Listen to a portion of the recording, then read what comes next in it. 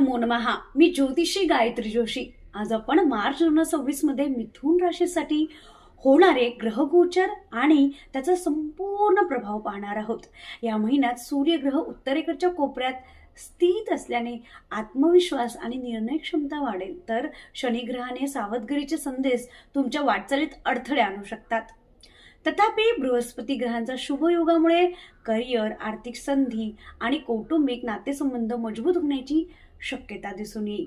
या ग्रहगोचराच्या आधारावर आपण करिअर, व्यवसाय, आर्थिक स्थिती, आरोग्य, शिक्षण, कौटुंबिक आणि मानसिक स्थिती याचा सविस्तर आढावा घेणार आहोत. करिअर आणि व्यवसायात मार्च महिन्यात नवीन प्रोजेक्ट, नेतृत्वाची संधी येईल. सर्जनशील कामगिरी दिसून येईल. तुम्ही काही अडचणीमध्ये पण पडू शकता, त्यामुळे वरिष्ठांकडून प्रोत्साहन मिळेल. काही वेळा सरकारी किंवा टीममध्ये मतभेद दिसू शकतात, त्यामुळे सुसंवाद आणि व्यावहारिक दृष्टिकोन महत्त्वाचा राहील. आर्थिक स्थितीत बुध आणि बृहस्पती ग्रहांच्या योगामुळे नवीन उत्पन्न, बोनस किंवा गुंतवणूक संधी दिसून येतील. अनपेक्षित खर्च काही वेळा ताण उत्पन्न करू शकतो, त्यामुळे बजेटिंग, खर्चांवर नियंत्रण आणि दीर्घकालीन आर्थिक नियोजन महत्त्वाचे राहील.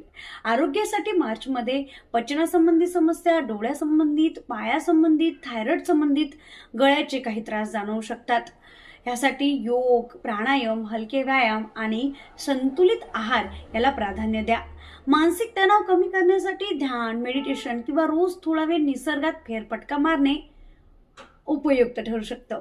शिक्षण आणि विद्यार्थ्यांसाठी बुधग्रहाचा प्रभाव स्मरणशक्ती, तार्किक विचार आणि एकाग्रता वाढवेल.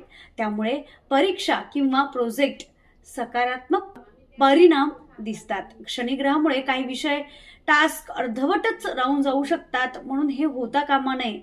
याकडे लक्ष देणे गरजेचे आहे. नियमित अभ्यास आणि रिव्हिजन ठेवणे गरजेचे आहे. कौटुंबिक आणि मानसिक स्थिती बृहस्पतीचे शुभ प्रभावामुळे घरात नातेसंबंधात मजबूत राहील. काही गोड प्रसंग येऊ शकतात. गैरसमज किंवा वाद निर्माण होऊ शकतात, त्यामुळे संवाद साधताना संयम ठेवणे गरजेचे आहे. घरात शांतता राहील याची काळजी घेणे गरजेचे आहे. आता मी तुम्हाला 5 प्रभावी उपाय सांगते आहे. मिथुन राशीसाठी मार्च महिन्यात अंमलात आणता येईल असे उपाय. सकाळी 21 वेळा सूर्यमंत्र जपा, ज्यामुळे मनस्थिती, आत्मविश्वास आणि सकारात्मक ऊर्जा वाढेल. उत्तर किंवा उत्तर पूर्व कोपऱ्यात ताजे फुलांचे फ्लॉवर्स ठेवू शकता किंवा तिथे झाड ठेवू शकता, जे सकारात्मक ऊर्जा उत्पन्न करेल. पूर्व दिशेला चेहरा करून आपल्याला सूर्यदेवाचं दर्शन घ्यायचं आहे, अर्घ्य त्यांना द्यायचं आहे. शुक्रवारी हलके गोड पदार्थ दान करायचे आहे. मंदिरात सुद्धा तुम्ही दान करू शकता. त्यामुळे शुक्र ग्रह मजबूत होऊन आनंद तुम्हाला देणार. तुम्हाला ही माहिती उपयुक्त वाटली असल्यास आणि अशा ज्योतिषीय मार्गदर्शनाची माहिती हवी असल्यास या चॅनलला नक्की सबस्क्राईब करा. आपल्याला आपली राशी माहिती नसल्यास तुम्ही आम्हाला कमेंट बॉक्समध्ये आपलं नाव, जन्मतारीख, जन्मवेळ, जन्म ठिकाण टाकू शकता. आम्ही तुम्हाला मोफतमध्ये आपली रास कळवू. श्री स्वामी समर्थ.